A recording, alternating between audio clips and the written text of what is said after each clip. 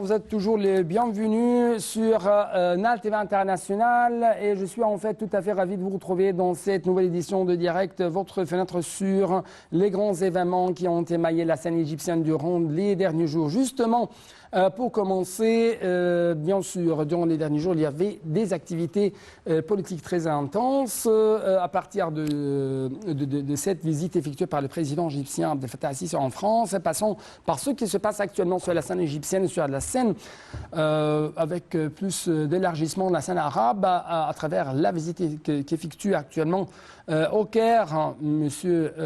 Lavrov, M. Sergueï Lavrov, le ministre russe des Affaires étrangères, et clôturant même par cette révolution de 23 juillet de 1952. Donc il s'avère qu'il y a des points essentiels à susciter pendant cette édition à travers les explications, les éclaircissements de notre invité qui se trouve actuellement au studio de NAL TV International, monsieur le docteur Tariq Al-Gamal, expert en relations internationales. Vous êtes toujours le bienvenu sur NAL TV International. Merci beaucoup, monsieur. Donc, à rappeler aujourd'hui, en fait, chers téléspectateurs, le président égyptien Fattah al-Sisi a souligné l'importance de faire prévaloir le dialogue et les solutions diplomatiques à la crise russo-ukrainienne.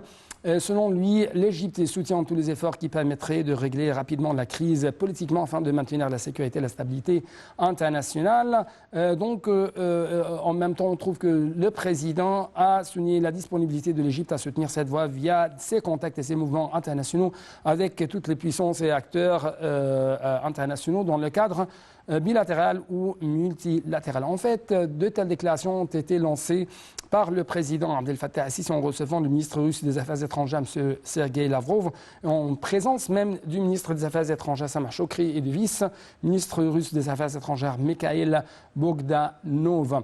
Donc, tout de suite, un commentaire. Après ça, on va bien sûr essayer de vous révéler les messages essentiels de cette visite qu'effectue actuellement M. Lavrov.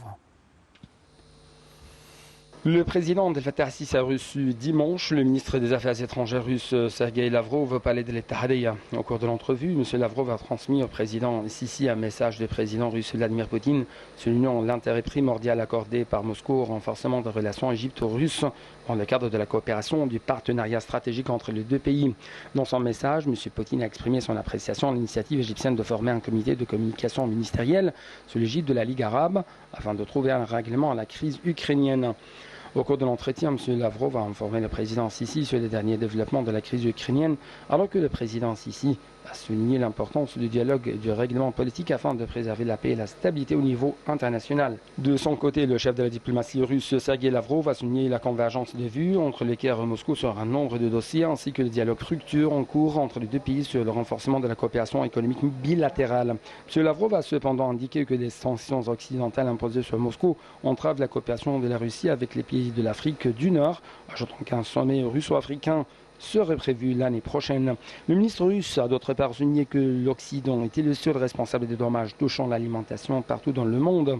D'autre part, le ministre des Affaires étrangères de l'Égypte, M. Samar Chokri, a tenu au Caire une conférence de presse avec son homologue russe Sergueï Lavrov, au cours de laquelle M. Chokri a souligné la convergence des points de vue sur davantage de dossiers d'intérêt commun. M. Chokri a d'autre part noté qu'il avait examiné avec M. Lavrov toutes les questions régionales et internationales, parmi lesquelles le développement des situations en Libye, en Syrie, en Irak, ainsi que la cause palestinienne. Le chef de la diplomatie, Sergueï Lavrov, doit s'entretenir avec le secrétaire général de la Ligue arabe, M. Ahmad Abrit. M. Lavrov a prononcé même une allocution devant le Conseil de la Ligue arabe au niveau des délégués permanents. Donc, docteur Tariq Al-Gamal, notre expert dans les relations internationales, comment vous avez lu cette visite qui effectue actuellement M. Lavrov ici en Égypte? Merci de m'avoir posé cette question, mais si vous me permettez, je vais commencer tout d'abord avec le discours qui a été prononcé par le président Biden lors du sommet du développement, du Jeddah, du développement et de sécurité à Jeddah la semaine dernière. quand il a dit que, d'après le président Biden, il ne fait aucun doute pour moi que les intérêts de l'Amérique sont étroitement liés au succès du Moyen-Orient. Et que son pays, les États-Unis, ne se détournerait pas du Moyen-Orient en laissant un vide que pourraient remplir la Chine, la Russie et l'Iran. Ça veut dire que c'est un point de départ pour que les Russes, le ministre des Affaires étrangères Lavrov, ils ont reçu le message du président Biden et pourtant il est nécessaire de coordonner avec les pays arabes de la part de la Russie. Oui. En fait, à cet égard, on trouve que, selon le ministre russe des Affaires étrangères, les États-Unis cherchent à imposer sur le monde un système unipolaire. Exactement. Exactement. Et c'est ce que a été dit par le ministre Lavrov durant la conférence de presse avec notre ministre des Affaires étrangères, M. Sameh Choukri. Et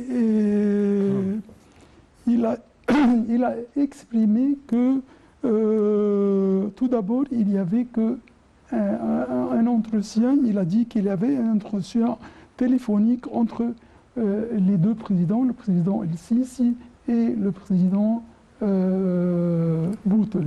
Oui. À l'égard de cette visite et en même temps, afin de faire des concertations, de coordination entre les deux pays. Oui. En plus... permettez-moi de vous révéler que le président Abdel Fattah al-Sisi a déclaré une fois de plus que l'Égypte essaie toujours de faire prévaloir une solution diplomatique pacifique pour cette crise russo-ukrainienne. Donc, comment vous avez vu ce message lancé par le président en présence du ministre russe des Affaires étrangères? Vous avez raison, il avait déjà dit plusieurs fois, notre président, le président Sisi, qu'il n'y a que des solutions diplomatiques afin de gérer la crise ukrainienne avec la Russie. Et en plus, le ministre Lavrov, il a dit que je suis ici en Égypte afin de continuer les concertations, les moyens de coordination sur le niveau des pays arabes. Et en même temps, c'était son message aussi qu'il a un entretien avec M. Ahmed Abou-Ghait afin de mettre les pays arabes à la lumière de ce qui se passe. J'aimerais bien retourner à ce point, mais justement, nous devons diffuser un autre reportage de Dalia Karam qui va jeter plus de lumière sur la lecture qui a été proposée par plusieurs experts et plusieurs même ambassadeurs égyptiens à l'égard de cette visite effectuée actuellement par M. Lavrov ici en Égypte. Le ministre russe des Affaires étrangères Sergueï Lavrov entame ce dimanche une tournée en Afrique en commençant par l'Égypte dans le but de nouer des liens non occidentaux. La visite de M. Lavrov au Caire sera suivie de voyages en Éthiopie, en Ouganda et au Congo. L'expert politique Jamal Chakra a déclaré que la visite de Lavrov en Égypte est conforme à la position impartiale du Caire sur le conflit Ukraine-Russie. Chakra s'attend à ce que Lavrov utilise la visite pour clarifier la vision de la Russie sur la guerre et attirer des alliés en dehors de l'Occident. Il a déclaré à Arab News que la première visite de Lavrov dans la région depuis l'invasion de l'Ukraine en février renforcera des liens qui ont été renforcés après la visite à Moscou d'une délégation arabe en avril. L'ambassadeur Hossein Haridi, membre du Conseil égyptien des affaires étrangères, a lui déclaré que Moscou a une présence importante dans la région et que les pays arabes et africains souhaitent renforcer leurs relations avec Moscou, mais éviteront de prendre parti dans la guerre contre l'Ukraine. L'ancien diplomate égyptien a déclaré que les relations bilatérales égypto-russes sont complètement indépendantes des événements en Ukraine. M. Haridi a déclaré à Arab News que la visite de Lavrov en Égypte et en Éthiopie pourrait indiquer l'intérêt de Moscou pour le conflit du barrage de la Renaissance. Eurasia Review, un journal indépendant basé aux États-Unis, a décrit la visite comme une tentative de Moscou de former un nouvel agenda international et régional et de construire une structure multicentrique pour les relations entre les pays. M. Lavrov a annoncé la tournée lors d'une conférence de presse ce jeudi, déclarant qu'il y a des visites annuelles en Afrique et que cette année, sa visite en Afrique comprendra l'Égypte, l'Éthiopie, l'Ouganda et le Congo. Il a rappelé que l'Égypte est le premier partenaire dans la construction de la zone industrielle de Suez et de la centrale nucléaire d'El Dabra. Il a ajouté que la Russie avait participé à la construction de projets industriels géants sur le continent africain, en plus du rôle de l'Union soviétique dans la libération de nombreux pays africains du colonialisme. Lavrov a déclaré que la tournée se concentrera également sur les préparatifs du sommet Russie-Afrique de cette année.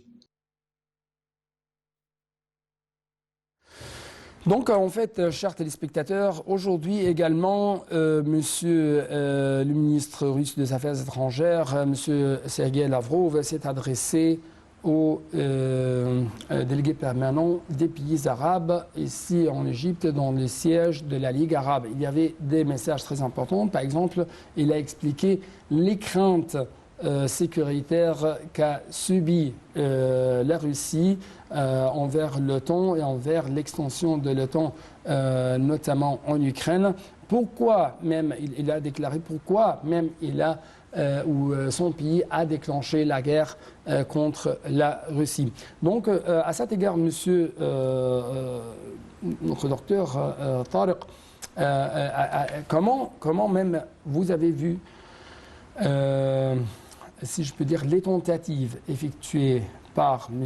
Lavrov pour arriver à avoir des partenaires non occidentaux dans cette crise russo-ukrainienne. Vous avez raison quand vous avez dit des partenaires non occidentaux. Et bien sûr, il y a deux régions. La région, si je n'exagère pas quand je dis la région du monde arabe, c'est-à-dire les pays arabes, la Ligue arabe, et la région africaine. Et en même temps, ça c'est très nécessaire d'ouvrir des horizons, de nouveaux horizons de concertation, de coopération, de coordination, concertation, coopération, coordination avec le monde arabe et en même temps le monde africain. Ouais. Et c'est pour ça que vous savez que l'Égypte joue toujours un rôle axial et surtout dans les dernières années.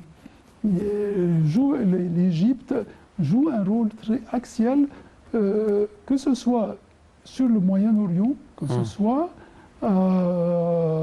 africain. Et il est à noter aussi comment l'Égypte, quand elle était présidente de l'Union africaine en 2019, comment notre président, le président El-Sisi, a géré toutes les questions, à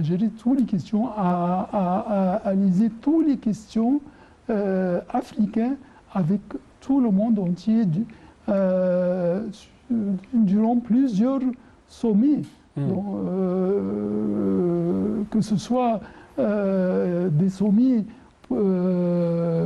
organisés exprès pour l'Afrique ou en marge pour l'Afrique. Ouais. En fait, M. Lavrov a rencontré bien sûr Ahmed Aboulghait, le secrétaire général de la Ligue arabe, mais aussi devant les délégués permanents des pays arabes au siège de la Ligue arabe, M. Lavrov a apprécié beaucoup la position équilibrée adoptée par les pays arabes envers la crise russo-ukrainienne. À cet égard, comment vous trouvez le poids des Arabes? Comment vous trouvez les tentatives des Arabes visant à rapprocher entre les deux côtés, entre les Russes et les Ukrainiens, notamment comme vous avez dit au début de cette édition, toujours il y a une sorte de course de la part des Américains, de la part des Russes, de la part de l'Europe même, afin, si je peux dire, de tirer les Arabes ou les Africains vers leur camp dans cette confrontation presque, si je peux dire, fatale. Vous avez raison de ce que vous m'avez déjà dit maintenant. Et comme je l'avais commencé au début, c'est que quand les Russes ont vu la visite du président Biden pour l'Arabie saoudite, c'est-à-dire pour tous les pays du Golfe, c'est-à-dire avec la présence de tout le monde arabe, ça veut dire que, comme il l'a déjà dit, que le président Biden, je n'exagère pas, quand il avait déjà dit, en expliquant qu'il je ne veux pas laisser le monde arabe pour les autres, c'est-à-dire la Russie. Alors que... Et en même temps, je crois que les deux camps ont bien réalisé l'importance des Arabes dans cette équation internationale à travers ces crises énergétiques, ces crises alimentaires qui ont eu lieu après les répercussions ou à la lumière des répercussions de cette guerre russo-ukrainienne. Exactement. Et en même temps, il est à noter que le président Biden, ça se voit qu'il a ouvert les portes pour une nouvelle phase. Une nouvelle phase avec les pays du monde arabe. Et surtout que la Russie compte toujours sur le monde arabe concernant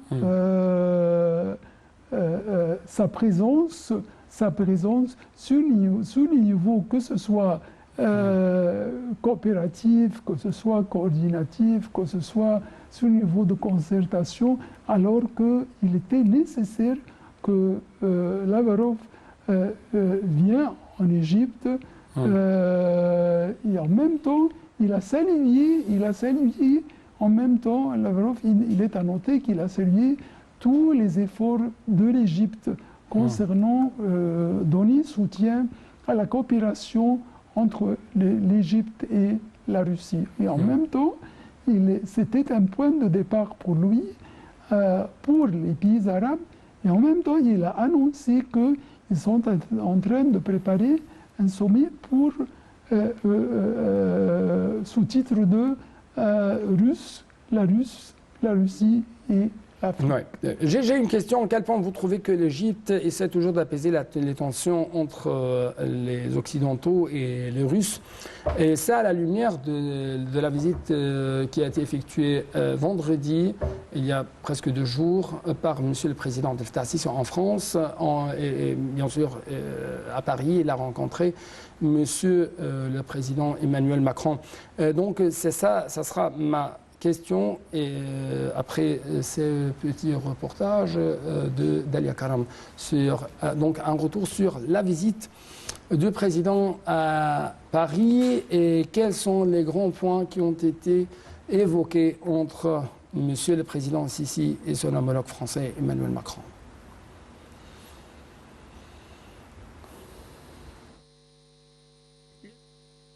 Sisi a affirmé vendredi la volonté de l'Égypte d'approfondir le partenariat stratégique élargi avec la France en tant que pilier vital pour préserver la sécurité et la stabilité au Moyen-Orient, en Méditerranée orientale et en Afrique. Les présidents El-Sisi et Macron ont abordé les moyens de renforcer les relations bilatérales entre les deux pays à tous les niveaux et ont discuté d'une multitude de questions régionales et internationales, a déclaré le porte-parole de la présidence égyptienne, Bassam Radi. Les deux dirigeants ont discuté d'un certain nombre de questions régionales, notamment l'évolution de la question palestinienne et les moyens de relancer le processus de paix palestino-israélien.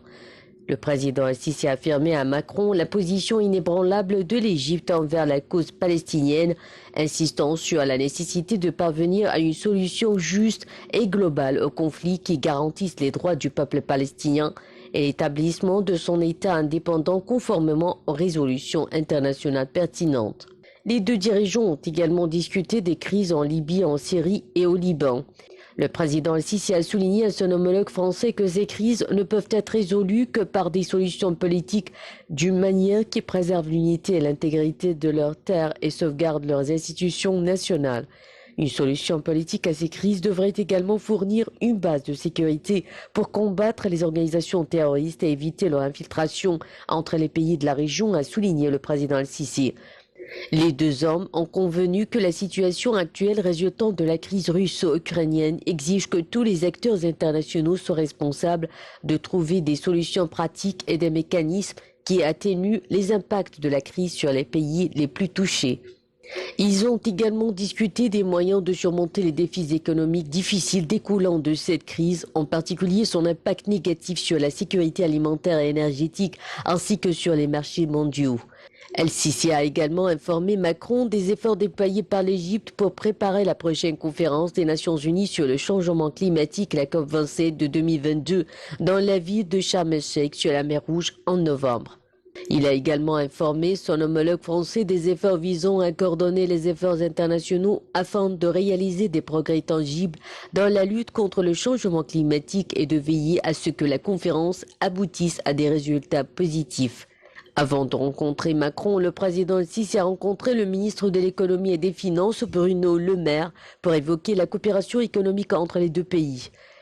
Le président El-Sisi et Le Maire ont convenu de la nécessité de stimuler les projets de développement et les investissements français en Égypte, notamment dans le domaine des énergies renouvelables.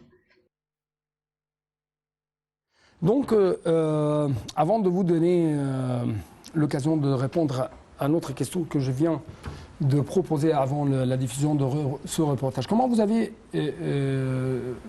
vu cette scène de réception, d'accueil et cette scène d'adieu de la part ou entre Monsieur le Président Abdel Fattah el-Sisi et son homologue Emmanuel Macron? Bien sûr, c'était un accueil très, très remarquable. Et un accueil très chaleureux, et surtout de la part de Monsieur le Président, je n'exagère pas quand je dis que surtout de la part de Monsieur le Président Macron.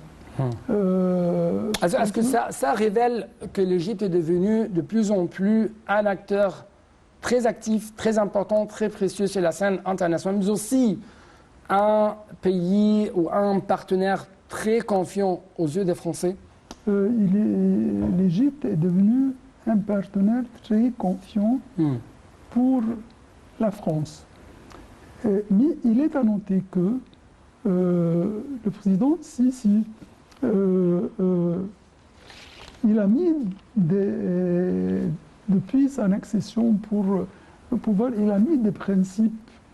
Ces principes inébranlables et il tient à suivre ces principes, et parmi ces principes, c'est de diversifier les relations avec les autres, c'est-à-dire diversifier les relations diplomatiques de l'Égypte avec les autres pays, alors que il y a une bonne histoire avec la France. Et un bon partenariat moderne avec la France, mais aussi un bon partenariat avec la Russie. C'est une chose très difficile, mais aussi contradictoire. Est-ce que vous pouvez nous donner un peu plus d'explications en ce qui concerne ce point? Et j'ajoute ça à ma question. À quel point vous trouvez que l'Égypte peut ou essaye d'apaiser les tensions entre les Occidentaux et les Russes? Le rôle de l'Égypte... Des Arabes, bien sûr. Oui, le rôle de l'Égypte est un rôle axial, que ce soit sur le niveau arabe, dans le monde occidental, ou bien que ce soit avec la Russie. Et ça se voit durant plusieurs crises, durant les dernières années. Et je vais vous donner un exemple, et peut-être qu'il est hors du sujet, c'est que l'Égypte a réalisé le cessez-du-feu. C'était le seul pays qui a réussi à réaliser le cessez-le-feu lors de la crise palestinienne de Gaza. Ouais. Et il a reçu à cette époque, le président Sisi a reçu un appel téléphonique du président Biden en lui disant que vous êtes le seul qui a réussi à réaliser... À faire apaiser la tension entre les côtés. Et ça donne une explication au monde occidental comment l'Égypte gère et comment l'Égypte pèse et a un poids très pesant, comment elle gère les questions et comment elle tient à réaliser la stabilité et la paix pour les autres. Ouais. Et si vous avez même évoqué un sujet très important. Devant Biden, devant Macron, devant Sergueï Lavrov, l'Égypte toujours a révélé sa position ferme envers la question palestinienne. Deux États, israéliens et palestiniens, selon la légitimité internationale. Et ça, ce point a été réitéré par M. le Président devant M. Lavrov. Qu'est-ce que ça veut dire, ça? Ça veut dire que toujours, comme je l'avais déjà... La cause palestinienne est tout à fait prioritaire. C'est la cause première des Arabes, comme il a été déclaré par M. le Président devant Biden. Exactement.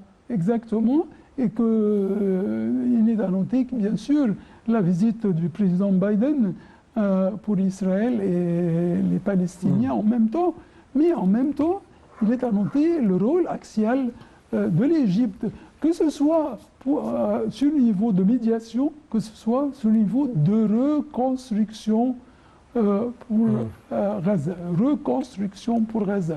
C'est-à-dire que l'Égypte donne toujours soutien aux Palestiniens et en même temps exprime comment, comme je l'avais déjà dit, comment le poids de l'Égypte sur le niveau de la région du Moyen-Orient. Oui, en ce qui concerne par exemple la crise syrienne, la crise libyenne, toujours il y a une position ferme de la part de l'Égypte envers ces deux questions. Renforcer les institutions de l'État, renforcer les armées nationales de ces États, c'est toujours la vision stratégique de l'Égypte envers, si je peux dire, envers la solution de ces crises ou ces guerres qui frappent les deux côtés. Et ça même à travers le fait d'arriver à une sorte de solution pacifique entre intersyriens, interlibyens. Et encore une fois, quel est votre commentaire en ce qui concerne cette vision qui a été réitérée par M. le Président devant Biden, devant l'administration américaine, devant les Français représentés par Macron, devant les Russes représentés par Lavrov? Comme je l'avais déjà noté, que le président El Sisi tient toujours, d'après ses principes inébranlables, et tient toujours à donner soutien pour réaliser la stabilité et la paix. Et en même temps, que ce soit la Libye, soit les Palestiniens, c'était très clair que comment l'Égypte, dans son soutien, non pas sur le niveau même politique, mais aussi sur les niveaux de plusieurs sortes d'aides. Et ça se voit que l'Égypte tient à réaliser la stabilité des autres, et surtout nos proches voisins. Ouais. Et il est un outil aussi sur le niveau méditerranéen, c'est-à-dire la Méditerranée orientale. Ça, c'est un point de départ. Et ça se voit pour le monde occidental, comment l'Égypte a réalisé le forum de gaz.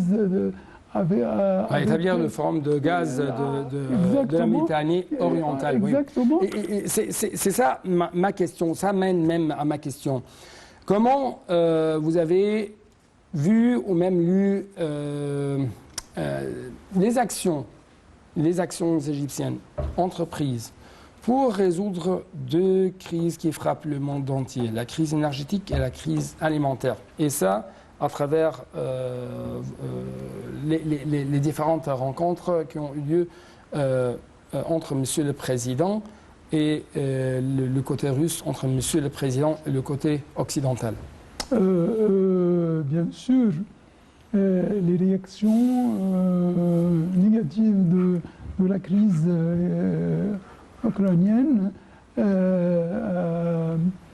a donné beaucoup d'influence sur le niveau alimentaire et même a touché beaucoup d'autres pays. Ouais. Et ça, c'était clair que chaque fois le président Sisi dit il faut suivre les solutions diplomatiques afin de réaliser.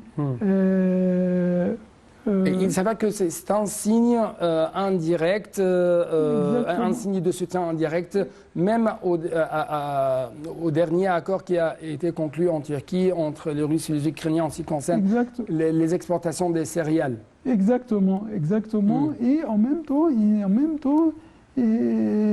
chaque fois si on fait un bon suivi pour avec un bon suivi pour la participation du président El-Sisi ou bien pour ses visites à l'extérieur, surtout dans le monde occidental, ça se voit que les principes de l'Égypte sont les mêmes. C'est qu'il est à noter qu'il est nécessaire de réaliser la stabilité, la paix, alors qu'il n'y a aucune stabilité ou n'importe quel genre de paix sans réaliser la sécurité alimentaire des peuples. Et surtout, par exemple, je vous donne l'exemple pour l'Afrique. Et ça, c'est même la crise a touché les pays occidentaux. Oui, et même les pays africains. À cet égard, on trouve que M. Lavrov, par exemple, essaye de préparer un sommet afro-russe, parce que même le sommet entre les Russes et les Arabes qui était prévu d'être tenu a été annulé parce qu'il y avait ce déclenchement de la guerre russo-ukrainienne. Donc, toujours, les Africains souffrent de cette crise alimentaire, sanitaire, énergétique.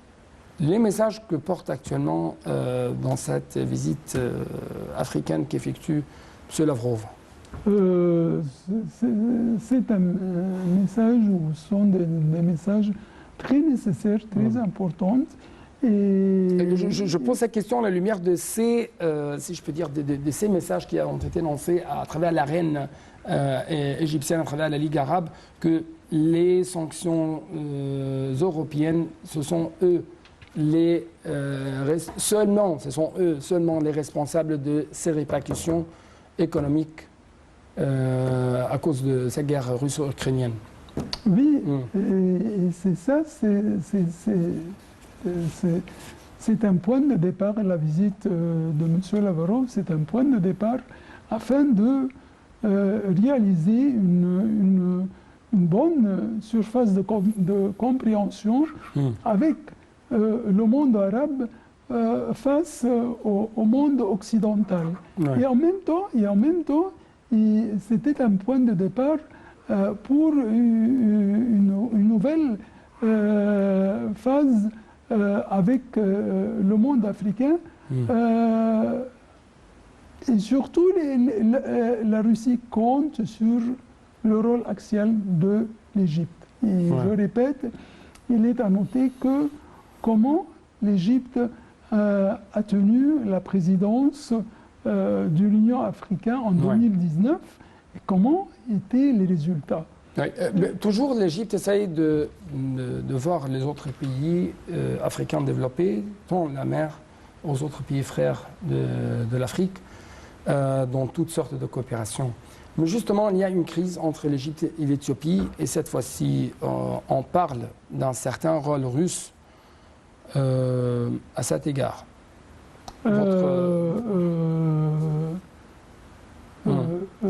Quel est le rôle que les Russes peuvent jouer dans ce dossier de barrage de la Renaissance?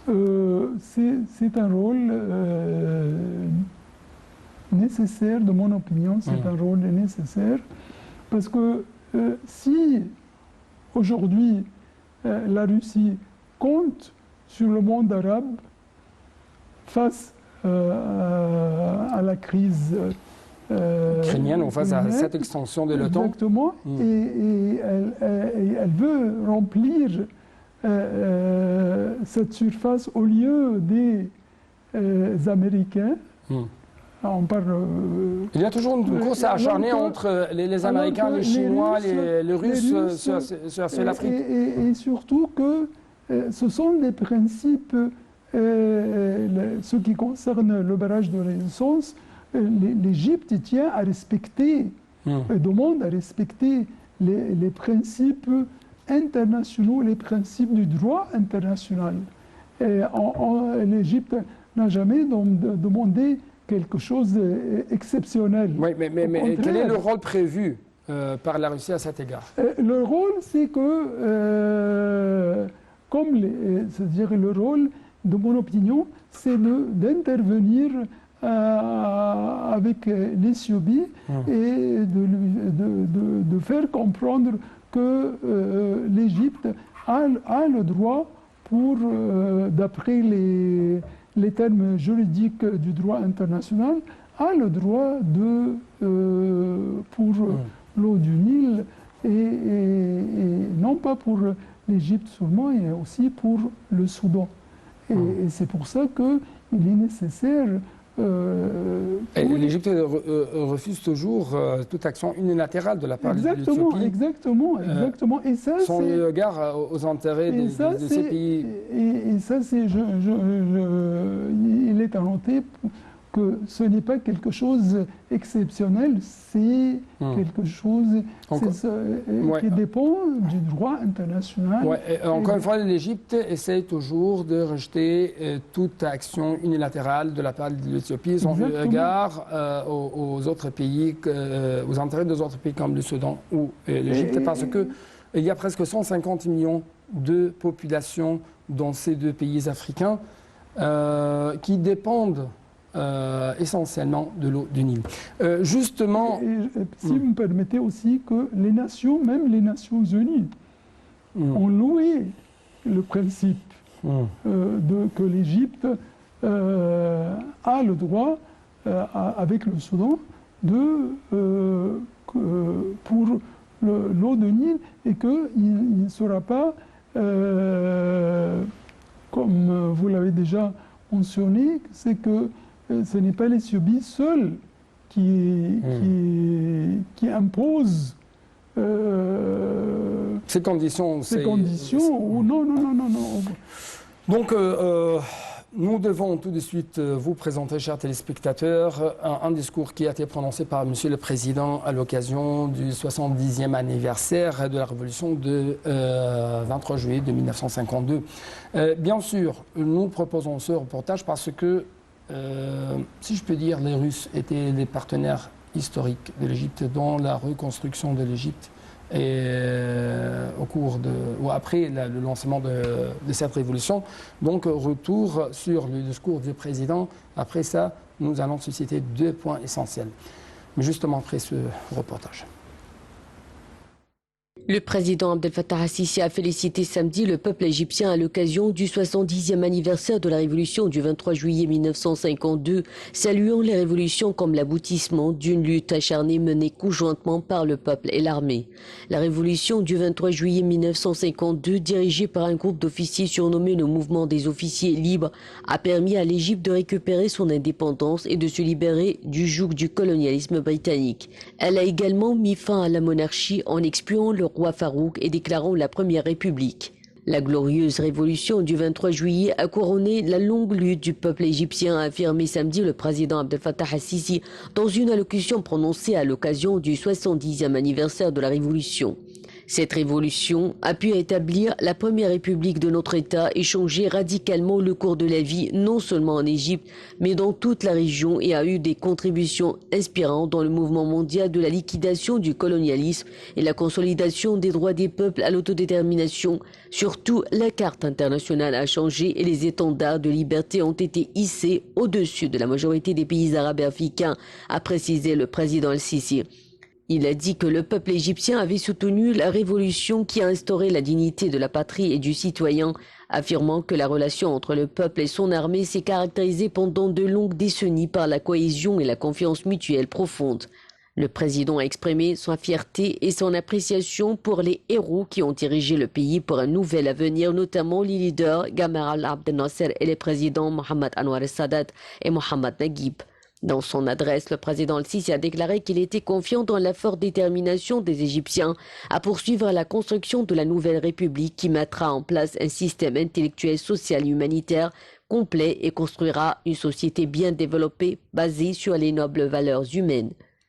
Le président a poursuivi que c'est grâce à cette ferme volonté que l'Égypte a pu faire face aux récentes crises mondiales, rappelant le programme de réforme économique qui a rendu le pays plus résilient aux grands défis et le méga-projet dans les différents secteurs, notamment l'infrastructure, l'énergie, les nouvelles agglomérations et la localisation industrielle. Le président al-Sisi a enfin souligné que la relation entre le peuple égyptien et les forces armées est basée sur la grande confiance mutuelle, saluant la loyauté et le sacrifice de l'armée égyptienne qui était et restera toujours le bon exemple de l'institution nationale qui remplit parfaitement sa mission et ne manque jamais à ses engagements. Donc en fait, il y a, chers téléspectateurs, 2 points essentiels. Comme vous savez, à partir de 1952, ou même à partir du lancement de cette révolution égyptienne, les Russes étaient des partenaires historiques dans le développement économique de l'Égypte. Il y a justement 2 questions à proposer à notre cher expert. C'est bien sûr le nucléaire, la centrale nucléaire de Dabra, et aussi la zone économique du canal de Suez. En fait, il y a quelques jours, le ministre égyptien de l'électricité et des énergies renouvelables a donné le coup d'envoi de la première tranche de la centrale nucléaire de Dabra, et ça en présence d'Alexis Likachev, directeur général de Rosatom, et d'autres responsables, bien sûr, égyptiens, russes.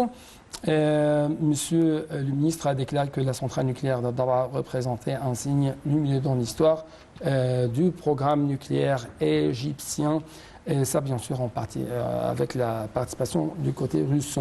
Donc comment vous avez l'importance de ce dossier ou de cette centrale nucléaire dans, si je peux dire, les tentatives de l'Égypte de diversifier ses ressources énergétiques? Bien sûr, le dossier nucléaire et la participation de la Russie à ce dossier à Dabra, c'était un point très nécessaire et très remarquable. Et comme l'a mentionné notre ministre, M. Sameh Choukri, aujourd'hui, c'est que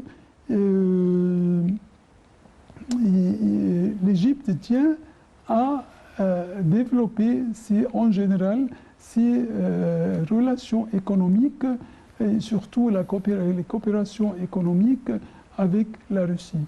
Et en même temps, de la part, c'est-à-dire, et en même temps, et non pas économique aussi, sur le niveau industriel. Et il y avait des grands projets entre la Russie et l'Égypte. Alors que le dossier nucléaire, il était aussi un point très nécessaire durant la visite de M. Lavrov.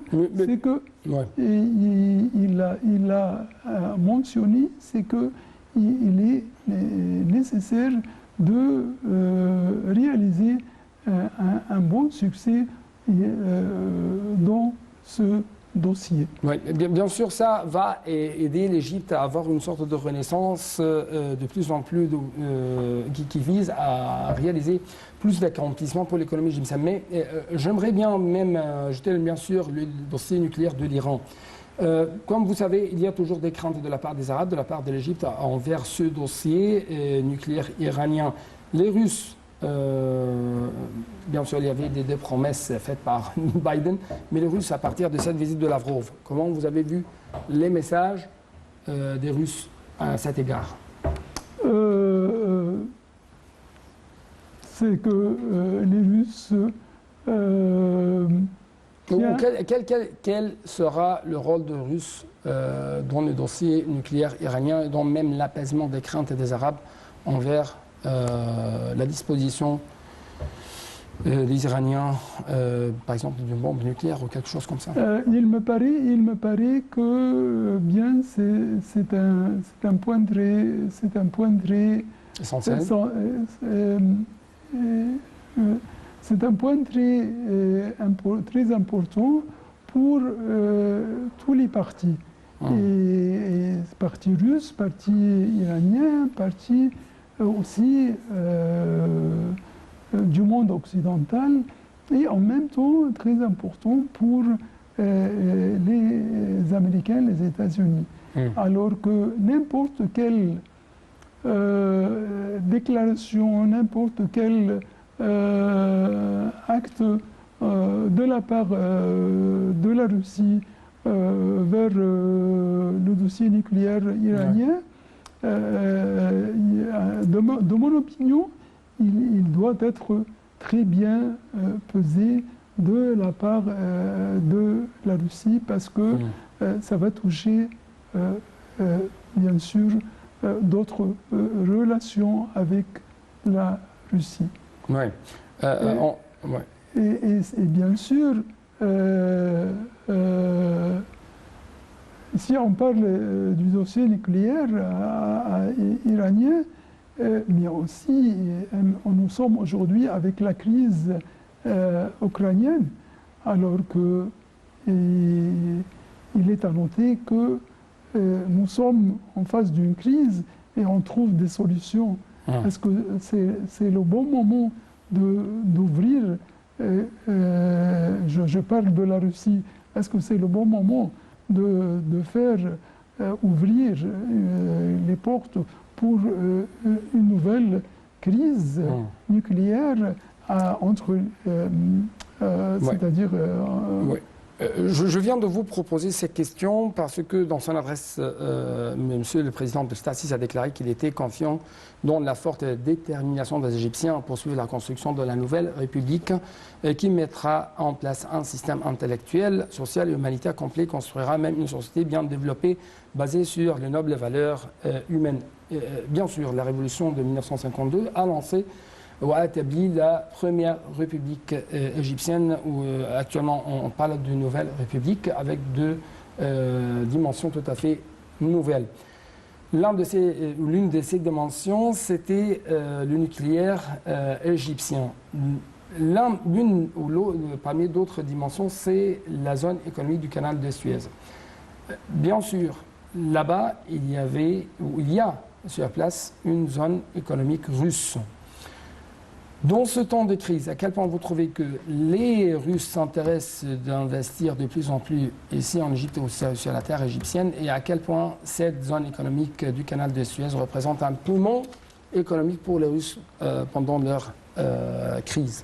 D'après ce que, premièrement, permettez-moi de saluer nos forces armées à cette occasion, l'occasion du 23 juillet.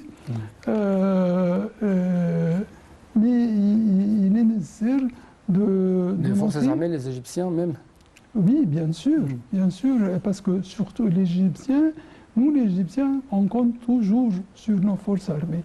Et les forces armées... Si je peux dire, la volonté des Égyptiens sont bien concrétisées par les actions de leurs forces armées, de leurs forces nationales, de leurs propres forces nationales. Il est à noter que les forces armées se sont attachées lors du 30 juin au peuple égyptien. Et alors que c'est la fête, je parle de la fête du 30 juin. Alors que, d'autre part, la visite de M. Lavrov a éprouvé que la Russie compte sur la coopération